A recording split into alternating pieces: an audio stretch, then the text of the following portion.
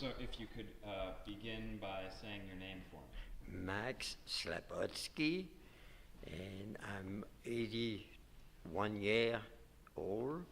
I'm born in 1931, and now I live here in Maine. Great. So when did you live on the kibbutz? In 1948. No, 1948. Yeah. And for how long? I was there with the Maccabi, and we stayed there for over a year and a half. So for someone who doesn't know, can you explain what a kibbutz is? A kibbutz is an association from different people who come or with something or with nothing, and when you leave, you still have nothing. You work, you have a very nice life. I mean, it was a very nice life for me. You work every day, like I work to pluck the chicken in one camp. I mean, in the kibbutz, and one kibbutz we was making ice block, because on those days it was not Frigidaire electric. We use a block from ice, and I was making the block, and somebody else was coming and deliver to the people who living around the kibbutz. In a kibbutz also we use.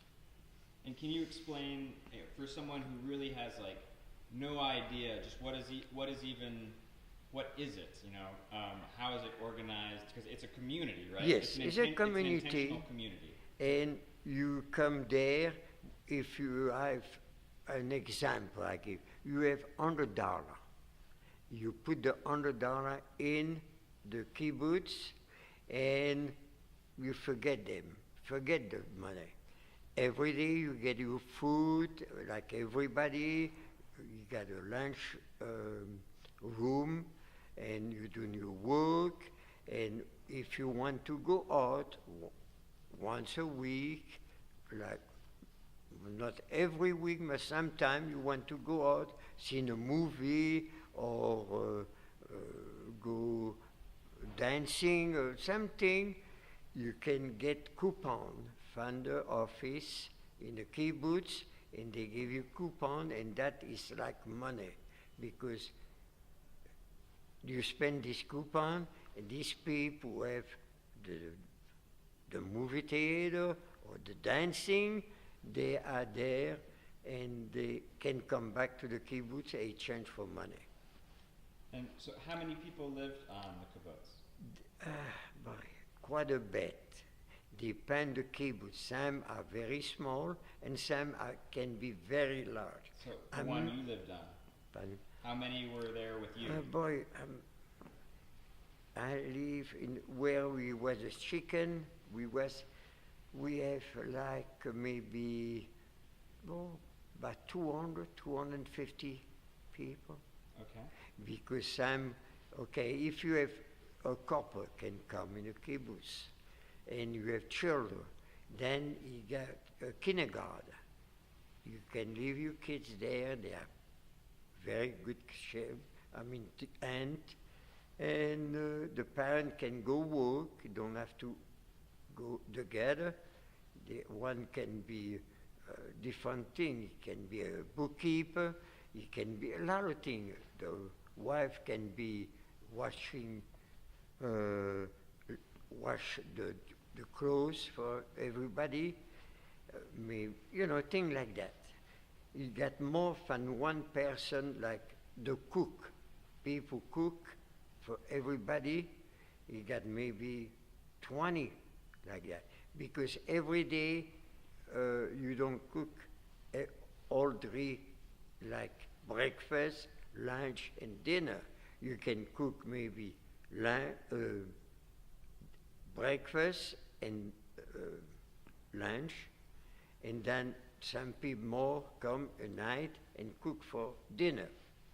So different people take turns cooking food, but when you Yes. cook, it's for the whole community. Yes. And everyone comes And and when eats you together. serve, it's for the whole community. So you don't own, no Nothing. individual owns anything. Forget the money or whatever you bring in the kibbutz, that is that. So, and you lived there, were you with your wife? No, I was not married. I was very young. Okay. I was very young. How old were you? I was 18, 19, something like that. 18, 19. So, was your brother with you? No, No. no. Okay. No. So how did you? I went with the Maccabi. The Maccabi is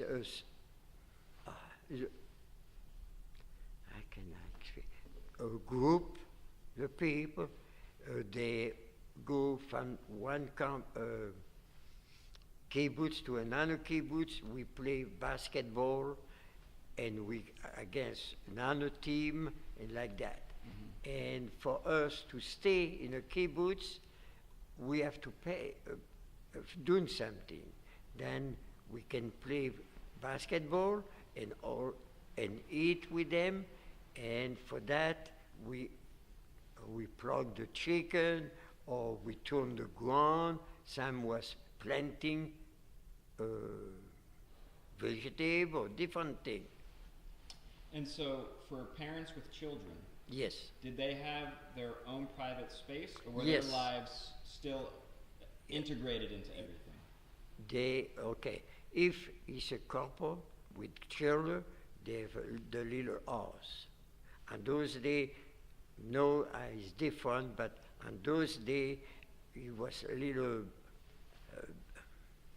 wood house, but very cute, and they have their own there. But the rules are the same for them. Yes. Yes. Yes. So, as a teenager, how did you like living on the kibbutz? Very good. Yeah. Very good. Why did you like it? Because you don't have to worry. For me, because I was alone, I have to worry to pay the rent, electricity, all these things. Over there, you don't have no worry.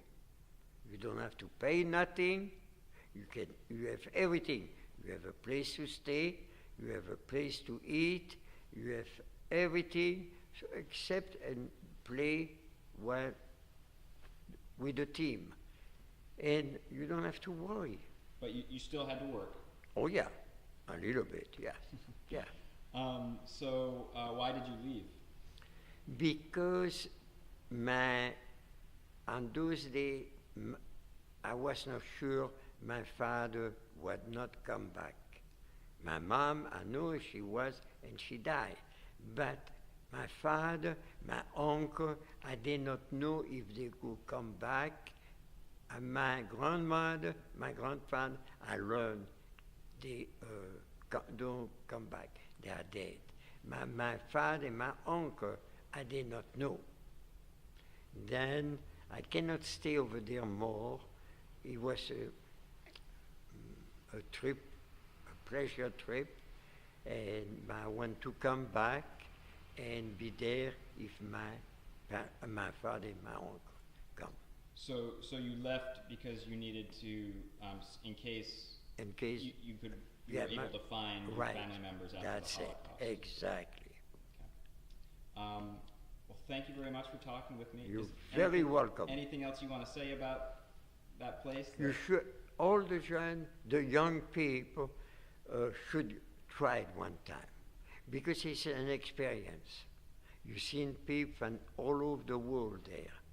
And not only that, no, you have easy over there, because you can go from Tel Aviv, a lot of places, very easy. Great. Well, thank you so much. You're for taking the very time to talk welcome. with me. It was a pleasure.